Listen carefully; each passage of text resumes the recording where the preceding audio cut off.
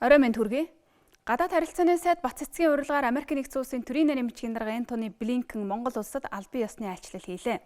Монгол улсын стратегийн 3 дахь хөрш Америкийн нэгдсэн улсын төрийн нарийн бичгийн дарга Энтони Блинкен Америкийн дипломат албыг тэргүүснээсээ хойш анх удаа Монгол улсад албан ёсны айлчлал хэрэгжүүллээ. За айлчлалын хүрээнд англи хэлний багш нарыг чадваржуулах мэргэжлийн төвийг Улаанбаатар хотноо Америкийн хөрөнгө оруулалтаар нээх Монгол-Америкийн эрчим хүчний яриа хэлэлцээг энэ ондоо багтаагаад Улаанбаатар хотноо зохион байгуулах, 2020 онд байгуулсан хоёр орны засгийн газар хоорондын хүүхэд хамгааллын түншлэлийн компакт гэрээг 2025 он хүртэл сунгахаар тус шийдвэрлэлээ. Монгол улс 1987 онд буюу 37 жилийн өмнө өрнөдийн өндөр хөгжилтэй дэлхийн бодлого тодорхойлогч том гүрнүүдийн нэг Америкийн нэгдсэн улстай албан ёсны харилцаа тогтоосон.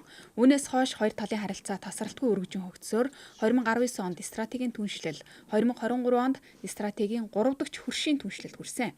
Монгол улсын шинэ засгийн газар эмхлэн байгуулагдсны дараа гадаад харилцааны сайд Бат цэцэг анхны гадаад айлчлалаа Америкийн нэгдсэн улсаас эхлүүлж 2021 онд Америкийн нэгдсэн улсын дипломат албыг тэргүүлсэн төрийн нарийн бичгийн дарга Энтони Блинкен Бат цэцэг сайдын айлчлалын хариу айлчлалыг 7 хоногийн дараа хэрэгжүүлсэн нь бидний стратегийн 3 дахь хөршийн түншлэл эрчтэй хөгжиж байгаагийн нэг тод илрэл болж байна.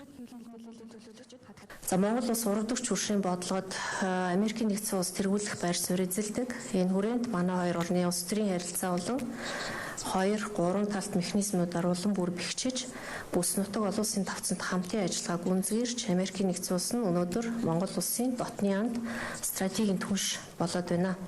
Манай хоёр улсын харилцаа өнөө хүртэл түүхэндээ хамгийн оргил үедээ хүрээд байгааг бас тэмдэглэж хэлэхэд таатай байна.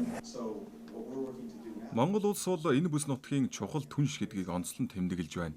Америкийн нэгдсэн улс Монгол улсын 3 дахь хөршийн хувьд хоёр талын харилцаанд онцгой анхаардаг. Өнөөдөр манай хоёр улс бүх талаар нэгт харилцаатай болж байна.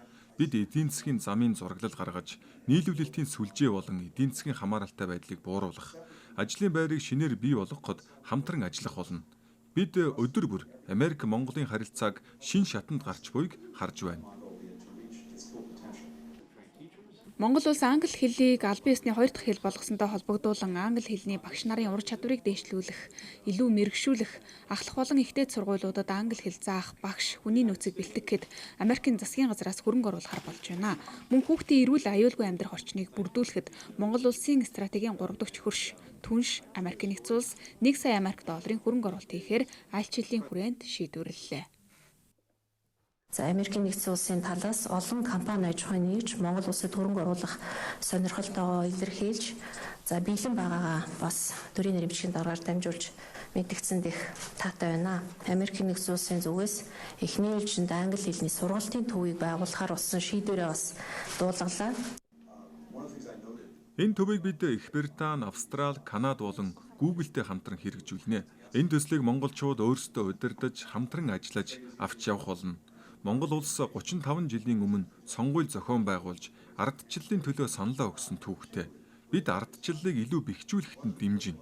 Үүний хүрээнд сайн засаглал, хууль дээдлэх ёс, авилгалтай тэмцэхэд болон хүний эрхийн суурь эрх чөлөөний асуудал дээр дэмжиж ажиллана гэдгээ илэрхийлье.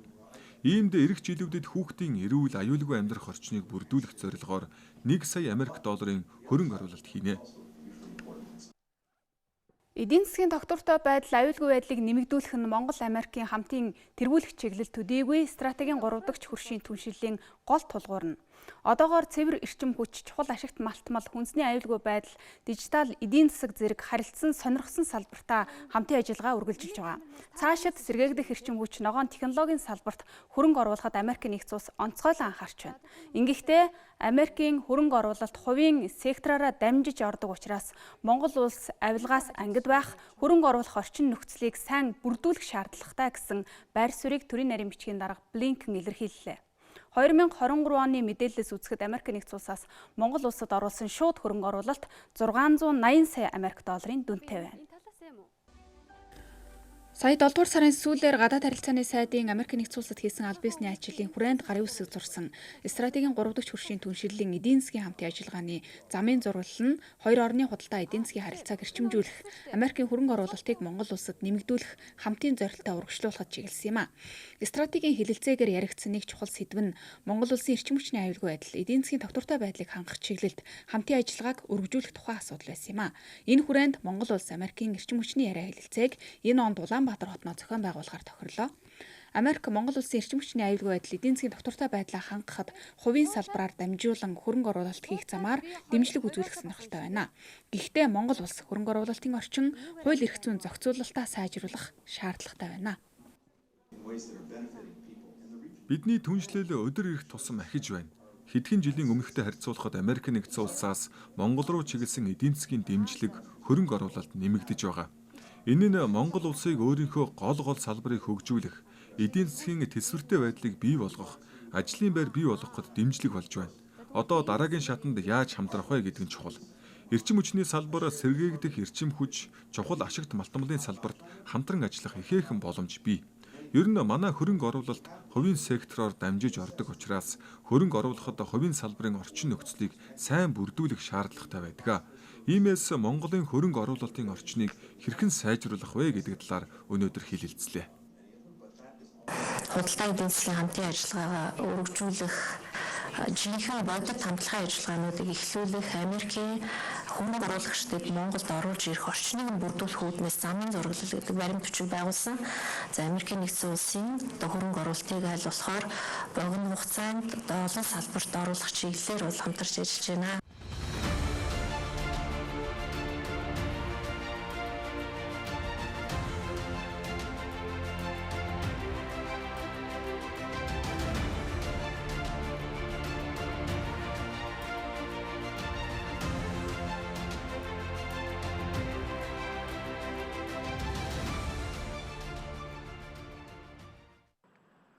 Сүүлийн жилүүдэд Нисхонгоц, Зүтгүүр, Уул Уурхай болон харилцаа холбооны тоног төхөөрөмж зэрэг чиглэлээр байгуулсан гэрээ хэлэлцээрүүдээс харахад Америкийн компаниуд Монголын дэд бүтцийн чухал салбарт идэвхтэй хамтран ажиллаж байна.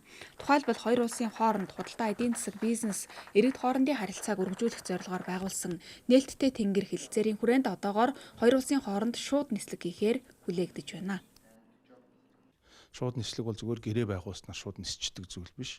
Шууд нислэгийн гэрээ байгуулснаар зөвхөн одоо энэ чинь дээврэн байгуулагч гэсэн үг шүү дээ. Үргэлжлүүлээд олон асуудлуудыг буюу ялангуяа хоёр орны аюулгүй байдлын олон одоо шаардлагуудыг хангах ёстой. Тэр шаардлагуудыг хангах зориулсан шатараалсан ийм үйл ажиллагаануудыг хийгддэг. Цаг хугацаа авдаг, мөнгө хөрөнгө зардаг, хүн бэлтгэдэг. За энэ зүйлүүд бол алхам алхмаар ойртож байна.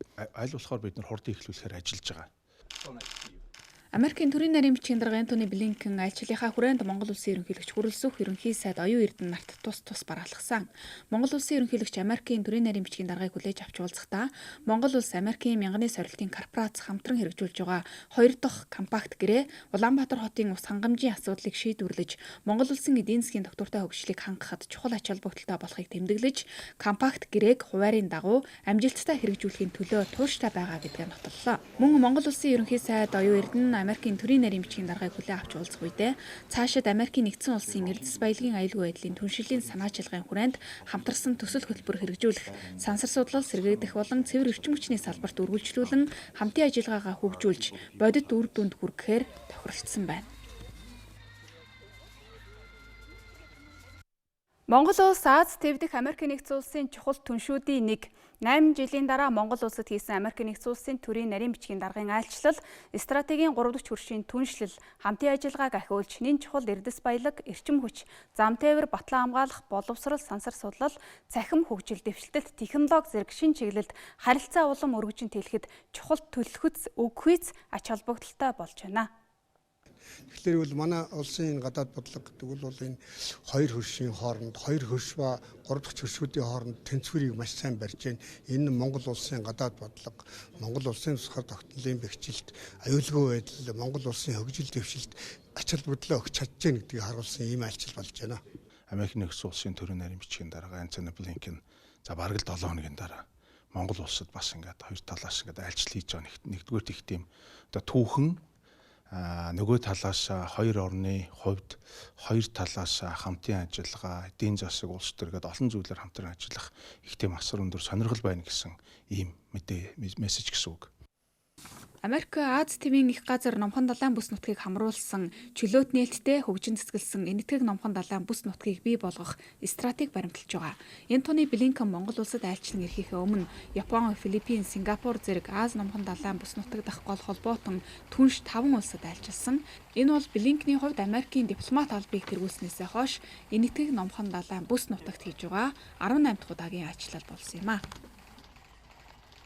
Энэтхэг номхон далайн стратегид бол Монгол улс бол Америктэй бол анх өргөтгсөн ижбүрийн түншлэлээрээ нотлоо, дараад нь стратегийн түншлэлээрээ нотлоод одоо 3 дахь чиршийн стратегийн түншлэлээрээ нотолчихсон. Тэгэхээр бол энэтхэг номхон далайн бодлогын салшгүй хэсэгт бол Монгол орж байгаа. Монгол тэнд бол хүндтэй байрыг эзэлж яана гэж.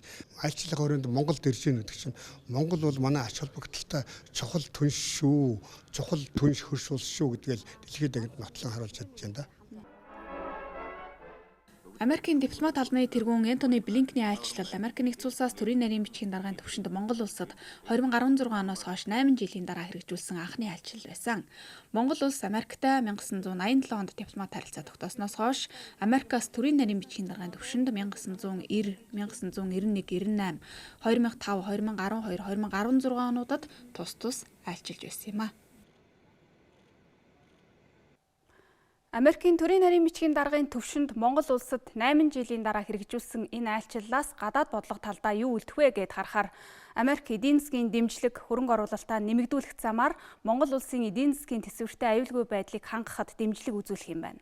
За ардчиллын нийтлэг үнэт зүйлсээ хуваалцдаг Монгол улс бол дэлхийн том гурван Америкийн энэтхэг номхон далайн бүс нутаг дахь стратегид нь чухал байр суурьтайг нотолсон дипломат алхам боллоо гэж энэхүү айлчлалыг судлаачид дүгнэж байна.